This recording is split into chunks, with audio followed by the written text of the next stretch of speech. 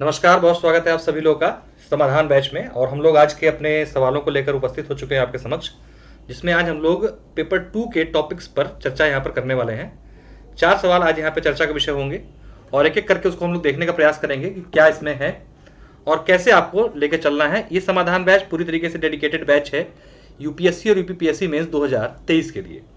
तो हम लोग क्रमबद्ध तरीके से लेके चल रहे हैं। इस बैच में हम लोग लगभग 700 के आसपास, अगर पैटर्न चेंज जाता है तो लगभग 700 के आसपास इसी फॉर्मेट में आपको पूरा कंप्लीट सिलेबस कवर कराएंगे। और जो हम लोगों ने शुरुआत की थी इसको लगभग 400 प्लस क्वेश्चंस पर इसको हम लोगों ने शुरुआत की थी, लेकिन क्योंकि संभावित है कि ऐसा हो जाए, अगर नहीं होता है तो यही 400 से 500 के आसपास सवाल होंगे।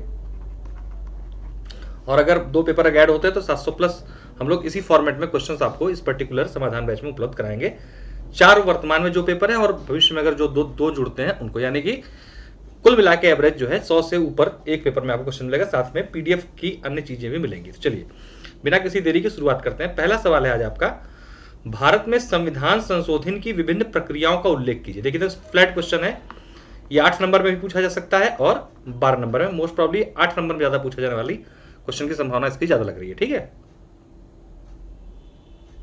सीधा सीधा सवाल है कि संविधान संशोधन की विभिन्न प्रक्रियाओं के बारे में इसमें क्वेश्चन पूछा गया है।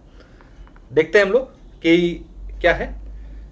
तो mention the different procedures of constitutional amendment in India. चूंकि भारत में सशक्त केंद्र के साथ राज्यों को भी अधिकार दिए गए हैं, अतः संविधान संशोधन में भी इस बात का ध्यान रखा गया है कि सहकारी संघवाद की व्यवस्था कायम रहे। देखिए, हमें क्वेश्चन के डिमांड के हिसाब से प्रस्तावना बनानी होती है। इसमें सीधे सीधे क्वेश्चन में पूछा गया है कि संविधान संशोधन की प्रक्रिया बता दीजिए। तो आपको यहां पर बहुत ज्यादा संविधान संशोधन के बारे में नहीं बताना है। ठीक है, आपने सीधे बता दिया कि हम भैया हमारे यहाँ संविधान संशोधन है। बहुत ज्यादा चाहे मेंशन करना तो आर्टिकल 368 को यहाँ पे मेंशन कर सकते हैं कि भारत में अनुच्छेद 368 में क्या है, संविधान संशोधन की प्रक्रिया का वर्णन किया गया है। आगे वैसे वर्णन दिया गया है, आइए देखते हैं। तो हम आप यहाँ पर देखिए, इस तरीके से हमने दिखाया संविधान संशोधन के बारे में एक फ्लो चार्ट के माध्यम से बता दिया कि हमारे यहाँ पर क्या क्या है संविधान संशोधन, कहाँ कहाँ संविधान में इसका वर्णन है। तो कॉन्स्टिट्यूशनल अमेंडमेंट पार्ट 20 में इसको वर्णित किया गया है। आर्टिकल 368 में इसका प्रावधान किया गया है और 3 प्रकार के संविधान संशोधन होते हैं। और हमने संविधान संशोधन कहां से लिया गया है, ध्यान रखिएगा, हमने इसको साउथ अफ्रीका से जो है लिया हुआ है। कहां से लिया हुआ है, साउथ अफ्रीका से। ठीक है, संविधान संशोधन की जो हमारी प्रक्रिया है ये हमने बता दिया इसके बारे में। अब हम लोग आगे बढ़ेंगे अपने, तो तीनों प्रक्रियाओं के बारे में चर्चा करेंगे। तो संविधान संशोधन संबंधित कोई भी विधेयक संसद के किसी भी सदन, अब जब आप एग्जाम में देखिए लिखेंगे ना, जब यहां तो मान लीजिए मैं आप लोगों को बता रहा हूं, जब एग्जाम में लिखेंगे तो जब कहीं पर भी ऐसे स्पेसिफिक चीजें आ जाए ना, तो आप उसको तुरंत वहां पे अंडरलाइन कीजिए दूसरे पेन से, जिस पेन से आप लिख रहे हो उसके दूसरे वाले पेन से, संसद के किसी भी सदन। तो इसको आप अंडरलाइन जब करेंगे तो टीचर को पता चलेगा कि आपको चीजें ढंग से पता है, यानी कि आपने मेंशन कर दिया कि हाँ भैया हम श्योर हैं कि यहाँ पर ये चीजें होती हैं। तो संसद के किसी भी सदन में प्रस्तावित किया जा सकता है, राज्य विधानमंडल में नहीं, क्योंकि संविधान संशोधन की अनन्य शक्ति किसको दी गई है, संसद को दी गई है। इसमें राज्यों की भूमिका तो होती है, लेकिन विधानमंडलों में संविधान संशोधन नहीं लाया जाता। ठीक, संविधान संशोधन पर संयुक्त बैठक का प्रावधान नहीं है। अगर आपको लिखते लिखते एग्जाम में संयुक्त बैठक का आपने शब्द इस्तेमाल किया और लिखते लिखते आपको मान लीजिए आर्टिकल याद आ जाता है, तो आप तुरंत ब्रैकेट में अनुच्छेद 108 इस तरीके से करके अनुच्छेद 108 लिख दीजिए। ठीक है, ताकि टीचर को लगे कि हाँ भाई आपकी सॉलिड पकड़ है आपके सब्जेक्ट में। ठीक, तो क्या कहा गया, संयुक्त बैठक का प्रावधान नहीं है, इसे संसद के दोनों सदनों में पारित होना क्या होता है, अनिवार्य होता है।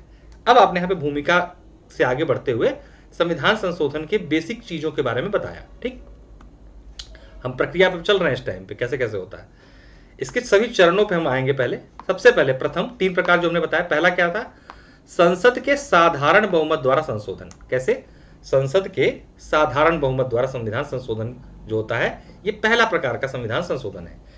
संविधान के अनेक उपबंधों में से दोनों सदनों के साधारण बहुमत से संशोधन किया जा सकता है। यद्यपि यह संशोधन अनुच्छेद 368 के अंतर्गत संविधान संशोधन नहीं माना जाता है। बहुत ध्यान से दीजिएगा इस बात को।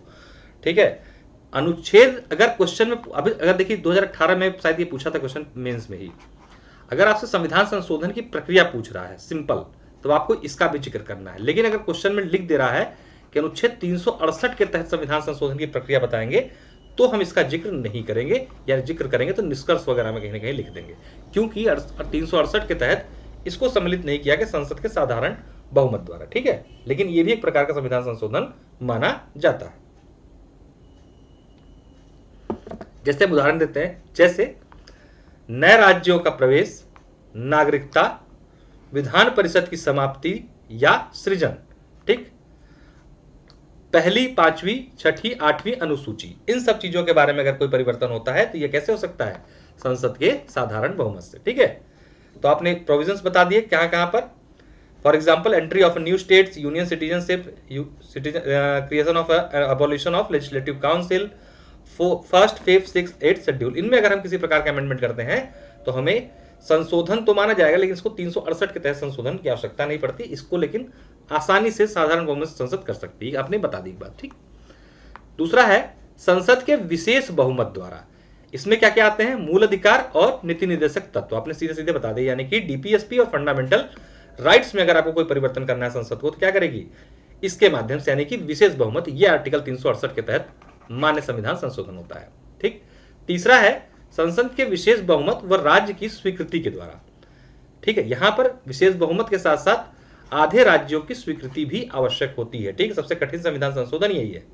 इसमें क्या है? राष्ट्रपति का निर्वाचन, आपने मेंशन कर दिया ब्रैकेट में, अनुच्छेद 54। संघीय कार्यपालिका की शक्ति का विस्तार अगर करना है आपको तो आर्टिकल 73 में वर्णन है, इसमें अगर संशोधन करना है तो आपको इसका सहारा लेना पड़ेगा। संघीय न्यायपालिका में अगर कोई परिवर्तन करना है हमें, जैसे सुप्रीम कोर्ट, हाई कोर्ट के स्ट्रक्चर में किसी प्रकार में, यानी भाग 5 में, तो भी हमें क्या करना पड़ेगा? विशेष बहुमत, साथ में आधे राज्यों का अप्रूवल भी हमें चाहिए पड़ेगा, ठीक है। निष्कर्षतः संविधान संशोधन प्रक्रिया संविधान की तरह ही नम्य व कठोर का मिश्रण है, ठीक है। कैसी है? नम्य व कठोर का मिश्रण, यानी कि mixture of flexible and rigid like constitution. जैसे हमारे संविधान के बारे में क्या कहा जाता? हमारा संविधान नम्य भी है और कठोर भी है, ठीक है, जो परिस्थितियों और आवश्यकताओं के अनुसार खुद में ढाल सकता है, ठीक। तो आपने अपने उत्तर को यहां पर पूरा कर दिया। अगला सवाल हमारा है यहां पर, क्या है कि निवारक निरोध अधिनियम एक आवश्यक बुराई है, विश्लेषण कीजिए, ठीक है। हमने अगले सवाल पे अपने आए कि निवारक निरोध अधिनियम क्या है? एक आवश्यक बुराई है, विश्लेषण कीजिए। The prevent protest act is necessary analyse it, ठीक है, नेसेसरी एविल एनालाइज इट।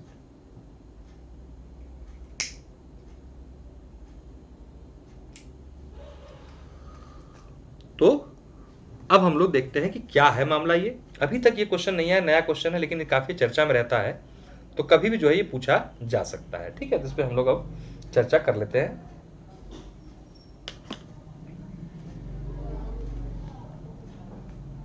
चलिए एक मिनट, ठीक है। तो provision of prevent detention has been made in clause 3 and clause 4 of article 22 of the constitution. This is the most controversial section of the constitution. मतलब कि यह संविधान की सबसे विवादास्पद धाराओं में से एक है।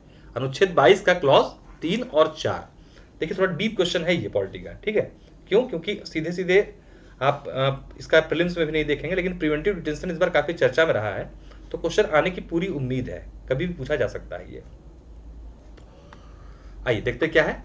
निवारक निरोध का तात्पर्य वास्तव में किसी प्रकार का अपराध किए जाने से पूर्व व बिना किसी प्रकार की न्यायिक प्रक्रिया के नजरबंदी से है। आपने इसको सुना होगा, जब 2019 में धारा 370 को हटाना था तो बहुत सारे जम्मू कश्मीर के नेताओं को नजरबंद कर दिया गया था, या अब अमूमन सुनते रहते होंगे कि सरकार ने इनको नजरबंद कर दिया। तो ये इसी आर्टिकल के तहत जो है सरकारें करा करती हैं। इसलिए जो है इसमें क्या होता है, वो कोई दोष नहीं किए होते हैं, यानी उन्होंने कोई अपराध नहीं किया होता है, लेकिन संभावनाओं के आधार पर क्या करते हैं, उनको नजरबंदी की जाती है, ठीक है। और बिना किसी न्यायिक प्रक्रिया के लिए तहत उनको 4-4 महीने के लिए भी इन लोग बंद कर देते हैं। तो इसको एक जो है विवादास्पद क्लॉज के रूप में देखा जाता है। निवारक निरोध का उद्देश्य है किसी व्यक्ति को अपराध करने से रोकना, ठीक। कहीं ऐसा नहीं हो कि ये आदमी अगर बाहर सार्वजनिक रूप से है तो संभावना रहती है इनपुट के आधार पर कि ये कोई दंगा या कुछ इस तरीके की चीजें करा सकता है, उसी को आधार बना के नजरबंदी ये कराई जाती है। निवारक निरोध अधिनियम संसद द्वारा 1950 में पारित किया गया था और यह अधिनियम की खास बात यह है कि सामान्य काल व संकट काल दोनों में लागू होता है। इसके लिए आवश्यकता नहीं कि कोई विपरीत परिस्थिति उत्पन्न हो देश में या कुछ ऐसा हो, एकदम सामान्य सिचुएशन होगी तब भी इसको लगाया जा सकता है। अब आपने मेंशन किया बहुत इंपॉर्टेंट पॉइंट इस क्लॉज का, ठीक है। अब देखिए क्या आवश्यकता है, यानी कि नेसेसिटी क्या है, ये क्यों जरूरी है। सबसे पहला आंतरिक सुरक्षा यानी कि इंटरनल सिक्योरिटी के लिए, आतंक, अलगाव, सांप्रदायिकता को बढ़ाने वाले तत्वों को नियंत्रण करने के लिए, ठीक, समाज में शांति कायम रखने हेतु, असामाजिक तत्वों के कानूनी लूप होल से बचने से पहले ही उन पर नियंत्रण, क्योंकि उनको पता है कि एक बार अगर वो गिरफ्तार किया गया कानूनी पचड़े में पड़े तो क्या होगा, कहीं ना कहीं छूट जाएंगे ये। पुलिस व सुरक्षा बलों को गैर सामाजिक तत्वों से सख्ती से निपटने हेतु, त्वरित कार्रवाई से ऐसे तत्वों का मनोबल तोड़ने के लिए कि भाई ऐसी अगर आप थोड़ा सा कोशिश भी करोगे तो आने वाले लोग सोचेंगे कि ऐसा करने से क्या होगा, हमारे साथ भी ये घटना हो सकती है। विदेशी व्यक्तियों के लिए संदेश कि वे भारत में अशांति नहीं पैदा कर सकते हैं, ये इन चीजों को ध्यान में रखते हुए ये आवश्यक है, ठीक। इसकी बुराई क्या है, बैडनेस क्या है, कमियां क्या है, क्यों इसको इसकी आलोचना की जाती है, ठीक है। तो देख लीजिए, सबसे पहले गिरफ्तार व्यक्ति के नैसर्गिक न्याय के अधिकारों की अपेक्षा की जाती है, मतलब कि नेचुरल जस्टिस पूरी तरीके से वहां पे वायलेट हो जाता है कि भाई आप उसको कोई अधिकार नहीं दे रहे हो, बिना किसी कारण के उसे आपने नजरबंद कर दिया या गिरफ्तार कर लिया, ठीक। न्यायपालिका का न्यूनतम हस्तक्षेप, यानी कि एक तरीके से न्यायपालिका को जो है पूरी तरीके से शून्य कर देता है ये। अपराध किए बिना ही एक तरह से सजा का प्रावधान है, आपने कोई अपराध किया नहीं, सिर्फ संभावनाओं के आधार पर आपकी गिरफ्तारी हो जाए तो कैसा लगेगा आपको, अच्छा लगेगा नहीं ना। तो इसीलिए क्या कहते हैं कि कहा जाता है कि आपने अपराध तो किया ही नहीं, क्योंकि जो विधि कहती है कि अगर आप किसी विधि विरुद्ध कार्य करते हो तो आपको सजा मिलेगी, लेकिन यहां तो कुछ हुआ ही नहीं, सिर्फ संभावनाओं के आधार पर क्या कहते हैं गिरफ्तार इसमें कर लिया जाता है। नागरिकों की स्वतंत्रता का हनन, जबकि स्वतंत्रता मूल अधिकार की आत्मा है, और ये आर्टिकल 22 आता कहां पे है, मूल अधिकारों में, और मूल अधिकार के तहत ही जो है सोचिए एक तरीके से क्या की जा रही है, इसको मूल अधिकार के अंतर ही क्लॉज के माध्यम से इसको समाप्त करने का प्रयास किया जा रहा है, ठीक है। बलों द्वारा मनमाने ढंग से किसी का शोषण, जो फोर्स जो ड्यूटी पे फोर्स होती है, इस कानून के तहत अगर उनको मिलता है ऑफर या कहा जाता है करिए आप काम, तो वो फिर अपने हिसाब से काम करती हैं, जो कि पूरी तरीके से अमानवीय भी कभी कभी हो जाता है। राजनीतिक लाभ हेतु अन्य दलों से जुड़े लोगों से स्वार्थ सिद्धि, तो ये भी देखने को मिलता है कि भाई जिसकी सरकार है, दूसरे दलों के लोगों को सरकार इस माध्यम से डराने का प्रयास करती है, ठीक है। चलिए आगे बढ़ते हैं। निष्कर्षतः निवारक निरोध अधिनियम में नागरिक स्वतंत्रता व राष्ट्रीय सुरक्षा में संतुलन स्थापित करने की आवश्यकता है, ठीक है। ये इसको हम ये नहीं कह सकते कि ये बहुत बेकार है, इसको हटा दीजिए, क्योंकि बहुत ज्यादा इससे हम क्या करते हैं, अपनी आंतरिक सुरक्षा और राष्ट्रीय सुरक्षा की रक्षा करते हैं, लेकिन कहीं न कहीं इससे नागरिक स्वतंत्रता बाधित होती है। तो हमें जो है इसमें थोड़े से स्पष्टता लाने की आवश्यकता है। स्पष्टता और संतुलन के माध्यम से हम इस क्लॉज को बनाए रख सकते हैं और थोड़ी सी क्या कहते हैं कि अपनी जो इसके तहत समस्याएं उत्पन्न है उनको समाधान भी किया जा सकता है, कुछ क्लॉजेस और जोड़ के या इसके साथ अपवाद या ये चीजें जोड़ के हम इसको समाप्त कर सकते हैं, जिससे केवल असामाजिक तत्व ही डरे, आम नागरिक नहीं, ठीक। तो इसका इस्तेमाल ऐसा ना हो कि आम आदमी इससे डरने लगे, ठीक हो गया। चलिए अगला क्वेश्चन है आपका, कैबिनेट मिशन योजना का आलोचनात्मक मूल्यांकन कीजिए। Critically evaluate the cabinet mission plan.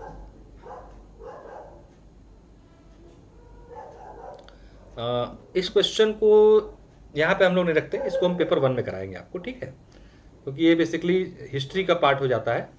तो इसको देख लीजिए आप लोग, पूरा है, लेकिन इसको यहाँ पे नहीं करा रहे हैं हम लोग, इसको हम लोग उसमें लेकर आएंगे हिस्ट्री वाले सेक्शन में, क्योंकि पेपर 2 में इसके पूछे जाने की गुंजाइश बहुत कम है। फिर भी पीडीएफ में तो आप लोग को मिल ही जाएगा, समाधान बैच में ज्वाइन कर सकते हैं आप लोग, इसको देख लीजिएगा, ठीक है, इसको उसमें ले जाएंगे। हाँ, अब हम लोग अपने अगले क्वेश्चन पे आते हैं, जो हमारा है मौलिक अधिकारों से संबंधित सिद्धांतों का वर्णन करें। देखिए ये भी क्वेश्चन जो है सीधे सीधे पूछा जा चुका है, थोड़ा सा एकदम सेम तो नहीं क्वेश्चन, लेकिन मिलता जुलता है मौलिक अधिकारों से संबंध में। ये बहुत इंपॉर्टेंट क्वेश्चन है, यहां से क्वेश्चन इस तरीके से आपको पेपर 2 में देखने को मिलते हैं। पेपर 2 में मैं बताऊं अपना अनुभव खुद का आपको, मुझे लगभग अभी तक जो है 127 नंबर 120 नंबर पेपर 2 मिले हैं, और इसी पैटर्न को फॉलो करके ये नंबर मुझे हिंदी मीडियम से मिलते आए हैं, हाईएस्ट है। तो अभी 21 का 22 की मार्कशीट नहीं आई, 22 की तो मेंस हुआ है, 21 की मार्कशीट नहीं आई, लेकिन जो 2 मार्कशीट मेरे पास है 18-19 उसमें मैं आपको बता रहा हूँ 18-20 की, उसमें ये नंबर थे, काफ़ी अच्छे नंबर है। अगर इस अप्रोच को आप अपनाते हैं तो काफ़ी नंबर आप जो है गेन कर सकते हैं। चलिए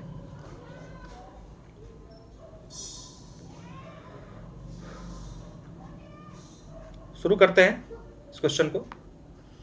मौलिक अधिकार भारतीय संविधान की सर्वाधिक प्रमुख व्यवस्थाओं में से एक है। Fundamental right are one of the most important provisions of the Indian constitution. It gives wide social and political right to the citizens. Fundamental rights are generally above the law passed by the state due of the following principle. मतलब कि जो हमारे मौलिक अधिकार है राज्य द्वारा पारित विधियों से ऊपर होते हैं, जिसके क्या है निम्नलिखित कारण है जो इन सिद्धांतों पर आधारित होते हैं। क्यों क्यों इनको क्या कहते हैं सामान्य नियमों से, सामान्य कानूनों से ऊपर रखने का महत्व दिया गया, दर्जा दिया गया? क्यों?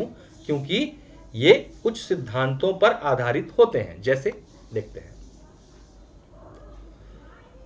पहला क्या है आपका पृथक्करणीयता का सिद्धांत, प्रिंसिपल ऑफ सेपरेबिलिटी। ठीक, ये भी अच्छा क्वेश्चन है, इतना डीप तरीके से आपको आसानी से मिलेगा नहीं कहीं, तो कभी भी पूछा जा सकता है, यूपीएससी में शायद पूछा भी गया है हाल फिलहाल में। ठीक है, तो पृथक्करणीयता का सिद्धांत उच्चतम न्यायालय द्वारा प्रतिपादित, मतलब कि इसको आर्टिकल 32 और 226 के माध्यम से हाईकोर्ट और सुप्रीम कोर्ट के द्वारा इसकी रक्षा की जाती है। यदि किसी अधिनियम का अवैध भाग या उसके शेष भाग से अलग हो सकता हो तो केवल अवैध भाग असंवैधानिक होगा। मतलब कि क्या कहता है मूल अधिकार के संबंध में कानून नियम कि अगर कोई विधि संसद द्वारा बनाई गई है और जिस सीमा तक वो आपके मूल अधिकारों का हनन कर रही होगी उस सीमा तक वो विधि क्या होगी, शून्य होगी। ठीक है, तो ये पृथक्करणीयता का सिद्धांत में शामिल है। मतलब कि पूरे के पूरे ये विधि को शून्य नहीं करता है, जहां तक वो मूल अधिकारों का हनन कर रही होगी वहां तक वो शून्य मानी जाती है। ठीक है, आगे बढ़ते हैं। तीसरा है जितना हिस्सा मूल अधिकारों का अतिक्रमण करता है उतना ही शून्य, सेम चीज होगी। ठीक, तो आपने देखा कि पहला है प्रिंसिपल, कौन से हमने सिद्धांत देखे, पृथक्करणीयता का सिद्धांत। हमें सारे सिद्धांत बताने होंगे क्योंकि सिद्धांत पे ही सवाल प्रॉपर तरीके से पूछा गया है। दूसरा है आच्छादन का सिद्धांत यानी प्रिंसिपल ऑफ कवर। आर्टिकल का 13 का क्लॉज 1 पर आधारित है जो इसको परिभाषित करता है भैया पूरी तरीके से कि जिस सीमा तक, ठीक है, वाला इसी में सब कुछ लिखा गया है। इसके अनुसार संविधान पूर्व विधियां संविधान लागू होने पर उस सीमा तक अवैध होंगी जहां तक वे मूल अधिकारों से असंगत होगी। इसका बहुत बड़ा एग्जाम्पल है आपका आर्टिकल 31, जिसमें क्या हुआ, संपत्ति के अधिकार को लेकर बड़ा विवाद चला था, तो बड़ी मुश्किल से फिर इसको यहां से हटाया गया। ठीक है, तो संविधान लागू होने मतलब आपने कोई संशोधन किया, कुछ भी किया, तो क्या होगा, इसको अवैधता जो है गवर्नमेंट दे सकती है, सॉरी सुप्रीम कोर्ट देख सकता है, चेक कर सकता है कि किस सीमा तक भाई इस मौलिक अधिकार को समाप्त किया जा सकता है या नहीं किया जा सकता। ठीक, तीसरा है अधित्याग का सिद्धांत, प्रिंसिपल ऑफ रिलिंक्विशमेंट। कोई भी व्यक्ति संविधान प्रदत्त अधिकारों को स्वेच्छा से त्याग नहीं कर सकता। ध्यान रखिएगा, आप भारत के नागरिक हैं अगर, तो आपको जो मूल अधिकार दिए गए हैं आपका मन करे चाहे ना करे वो आपको मिलेगा। आप उसे नहीं कहते हमें नहीं चाहिए मूल अधिकार, ये संभव नहीं है भारत में। ठीक, तो अधित्याग का सिद्धांत, आप इसको त्याग नहीं सकते। जबकि अमेरिका में क्या है, कोई व्यक्ति जब चाहे तो अपने मूल अधिकार को छोड़ सकता है। यह अधिकार व्यक्तिगत हित नहीं जनसाधारण हित के लिए है। ठीक है, इसमें ये पर्सनल सिद्धांत नहीं है, पर्सनल अधिकार नहीं है, ये एक तरीके से पूरे जनसाधारण के लिए लागू किया जाता है, इसलिए आप व्यक्तिगत आधार पर इसको त्याग नहीं सकते। ठीक, भूतलक्षी नहीं। ठीक, अनुच्छेद 13 का प्रभाव भूतलक्षी नहीं होगा। भूतलक्षी का मतलब होता है कि कोई भी विधि बनाकर अगर कोई पूर्व से, जैसे कहने का मतलब भूतलक्षी का होता है कि जो कोई भी अगर कानून बनाया जाता है तो जिस समय लागू होता उसी समय से वो माना जाएगा।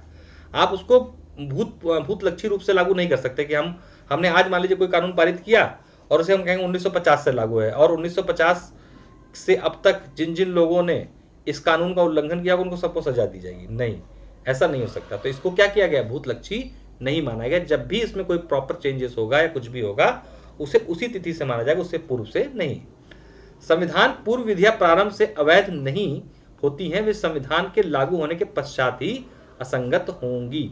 अगर कोई विधि बनाई जाती है जो इसको क्या कहते हैं किसी प्रकार से प्रभावित करती, बेसिकली ये बात हो रही है आपके आर्टिकल 31 के संदर्भ में ही, तो ये संविधान उसके लागू होने के बाद ही होती है। ठीक है, यदि किसी व्यक्ति ने संविधान पूर्व ऐसा अपराध किया जो उस समय अपराध था, तो संविधान लागू होने पर यह नहीं कहा जा सकता कि दंड दिया जाएगा, जैसा मैंने अभी आप लोग को इसमें आपको बेसिकली सिद्धांत पूछा है। तीनों आपने सिद्धांत जो है इसके चारों बता दिए, पृथक्करणिकता का सिद्धांत, आच्छादन का सिद्धांत, अधित्याग का सिद्धांत और भूत लक्ष्य, ये आपके मौलिक अधिकारों के महत्वपूर्ण सिद्धांत हैं। दोहरे जोखिम का सिद्धांत, ठीक, अनुच्छेद 20(2) में इसका वर्णन किया गया। डबल रिस्क थ्योरी, कोई व्यक्ति किसी अपराध के लिए एक से अधिक बार दंडित नहीं किया जा सकता, स्पष्ट रूप से किया गया। ठीक है, उन मामलों में उन्मुक्ति नहीं देता जो न्यायालय के सक्षम नहीं है, समक्ष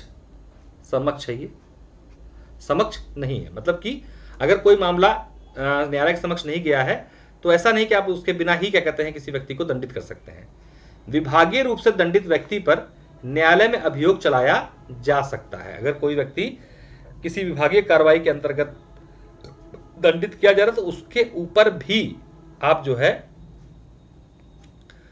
कानूनन कोई भी क्या कहते हैं कि अगर उसने मूल अधिकारों का हनन किया तो उसकी कार्रवाई उसके ऊपर की जा सकती है। ठीक है, तो ये दोहरे जोखिम का सिद्धांत भी मूल अधिकार का एक प्रमुख सिद्धांत है। ठीक है, निष्कर्ष में आप इसको समाप्त कर सकते हैं 2-4 लाइन लिखकर। तो ये हम लोग का भैया चल रहा पूरा प्रोग्राम। ठीक है, आज थोड़ा सा वीडियो आने में लेट हो गया था, थोड़ी सी तबीयत जो है गड़बड़ चल रही है, लेकिन हम लोग डेली बेस पे आपको उपलब्ध कराएंगे इस प्रोग्राम को। कोई डाउट हो आपको, कुछ भी हो, और इसकी जो फीस रखी गई है ये 5100 रुपीज़ फीस है इसकी। इसमें हम लोग 700+ क्वेश्चंस जो हैं उपलब्ध कराएंगे आप लोगों को। कोई डाउट हो इन दो दिए गए नंबरों पर संपर्क कर सकते हैं। पेमेंट के लिए आप इस नंबर पर संपर्क कर सकते हैं। पेमेंट करके आप ज्वाइन कर सकते हैं बैच को। ये हम लोग का 100+ डेज का प्रोग्राम होगा जिसमें हम लोग कंप्लीट जीएस आपका कराएंगे। ठीक है, पहले हम लोग इसको 400-450 सवालों पर आधारित रखते थे, 450 के आसपास, लेकिन अभी जो संभावना बन रही है कि सिलेबस अगर चेंज होता है 2 पेपर ऐड होते हैं, जिसको हम लोग 700 से 800 सवालों तक जो है लेकर चलेंगे। और इसी फॉर्मेट में आपको डेली बेस पे 4 क्वेश्चन और उनकी पीडीएफ जो है ग्रुप में उपलब्ध कराई जाएगी। अभी ये डेमो क्लासेस हैं, कुछ दिनों तक चलती रहेंगी, उसके बाद ये सिर्फ जो ग्रुप के लोग हैं वही लोग इस पर एक्सेस कर पाएंगे। तो आज के इतना ही रखते हैं, बहुत बहुत धन्यवाद, नमस्कार।